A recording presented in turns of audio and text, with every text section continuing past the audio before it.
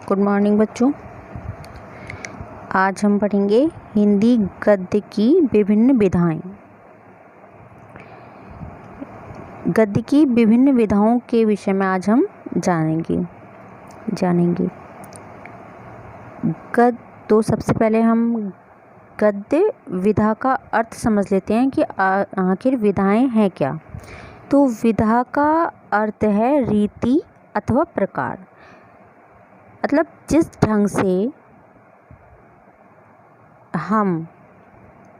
प्रकार से हम गद्य की रचना करते हैं। गद्य आप पिछली कक्षा में समझ चुके हैं गद्य क्या है। तो गद्य की रचना करते हैं वह गद्य की विधा कहलाती है, यानी जिस प्रकार से हम गद्य की रचना करते हैं वह गद्य की विधा कहलाती है, जैसे निबंध, जीवनी आदि। इसको आप इस तरह से भी समझ लीजिए कि मान लीजिए कोई वृक्ष है, तो क्या संसार में एक ही तरह के वृक्ष हैं? तो वृक्ष को आप गद्य के स्वरूप ले लीजिए। जिस तरह अलग अलग वृक्ष होते हैं, कोई बरगद का वृक्ष है, कोई आम का वृक्ष है, कोई पीपल का वृक्ष है, कोई कटहल का वृक्ष है, ठीक वैसे ही तो वृक्षों के प्रकार हुए ना अलग अलग।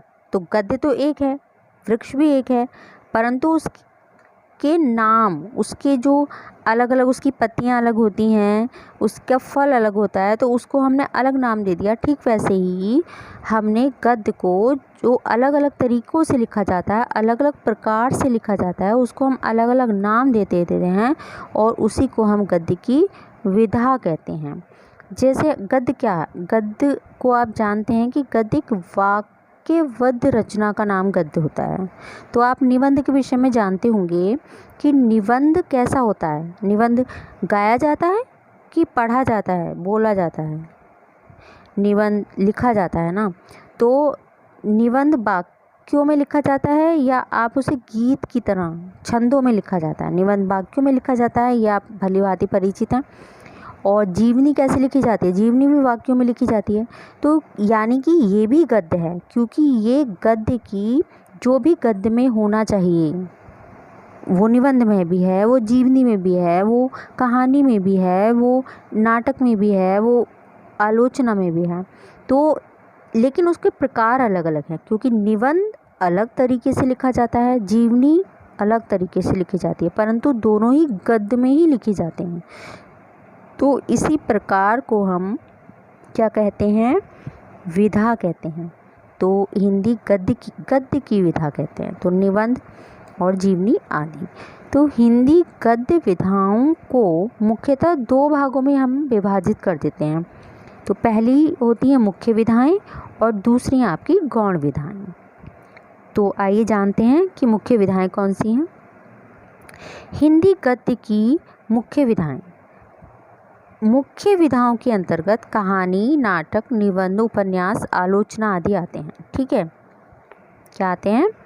नाटक, कहानी, उपन्यास, निबंध और आलोचना, ये मुख्य विधाएं हैं। ठीक, तो अब हम एक एक विधा को विस्तार से पढ़ेंगे। ठीक है, तो सबसे पहले हम जानते हैं कि कहानी क्या है। तो कहानी जीवन के किसी एक अंश या भाव को प्रस्तुत करने वाली रचना को हम क्या कहते हैं? कहानी कहते हैं। मतलब कहानी में किसी व्यक्ति का पूरा जीवन नहीं होता, पूरा जीवन नहीं लिखा जाएगा। पूरा जीवन केवल जीवन के किसी एक घटना या किसी एक अंश को हम कहानी के रूप में लिखते हैं। वो अपने जीवन की भी हो सकती है और किसी दूसरे के जीवन की भी, किसी पात्र की, है ना। किसी पात्र को या किसी घटना को हम कैसे उसको भावपूर्ण तरीके से, कलात्मक तरीके से हम उसको जब लिखते हैं, उसकी अभिव्यंजना करते हैं, तो वो कहानी बन जाती है।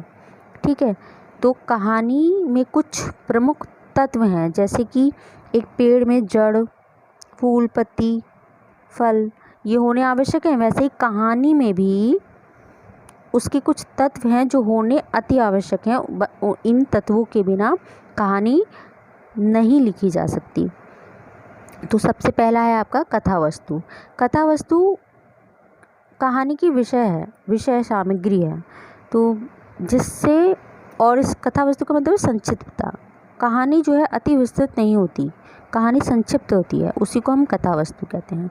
इसका आरंभ पात्र परिचय से होता है और फिर उसमें उसका विकास, और उसके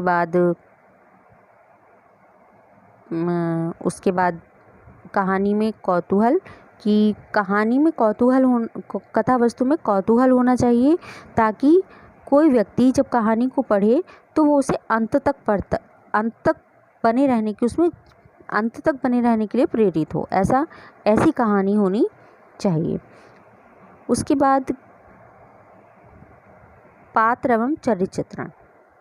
कहानी में पात्र और उनका चरित्र चित्रण होता है। पात्र होते हैं कहानी में, और वो पात्र व्यक्ति भी हो सकता है, कोई पशु या कोई पक्षी भी हो सकता है। पात्र के हिसाब से उसके चरित्र का चित्रण कहानी में किया जाता है। तीसरा है संवाद।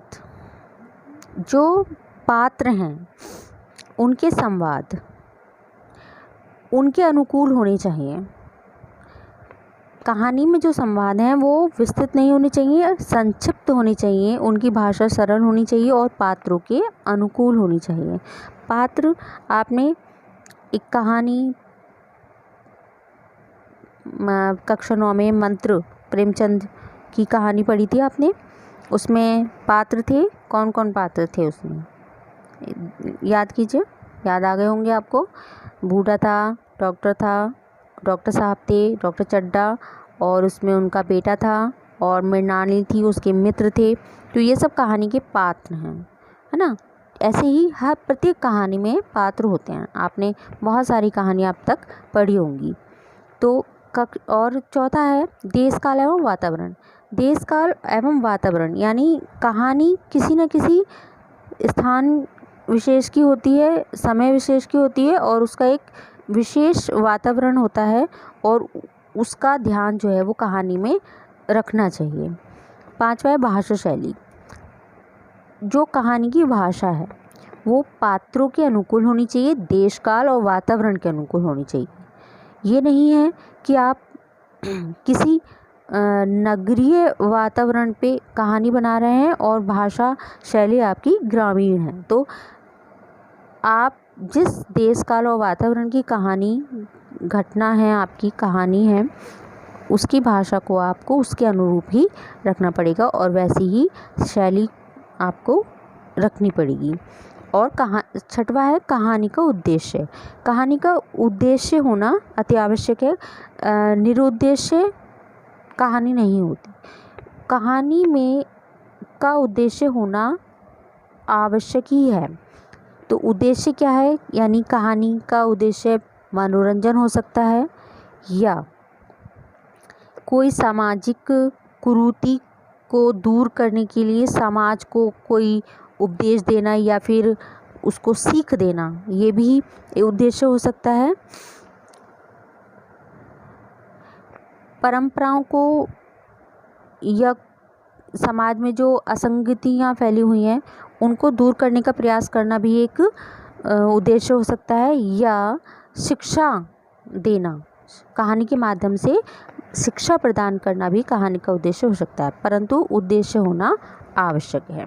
तो ये 6 कहानी के प्रमुख तत्व हैं जो कहानी में होना अति आवश्यक है। इसके अलावा एक शीर्षक, कहानी का शीर्षक भी होना आवश्यक है, और कहानी का शीर्षक ऐसा होना चाहिए जो कहानी के अनुकूल हो, घटना के अनुकूल हो, और आपको शीर्षक को पढ़ते ही आपको कहानी पढ़ने का जो है वो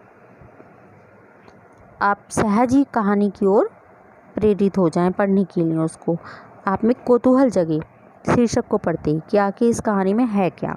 तो ऐसा कहानी का शीर्षक होना चाहिए। भाषा शैली सरल एवं संक्षिप्त रोचक होनी चाहिए, पात्रों के अनुकूल होनी चाहिए। तो आज हमने कहानी गद्य की एक विधा कहानी को विस्तृत रूप से जाना है और आने वाली कक्षाओं में हम अन्य विधाओं को भी ऐसे ही विस्तृत रूप से पढ़ेंगे। ठीक है, चलिए।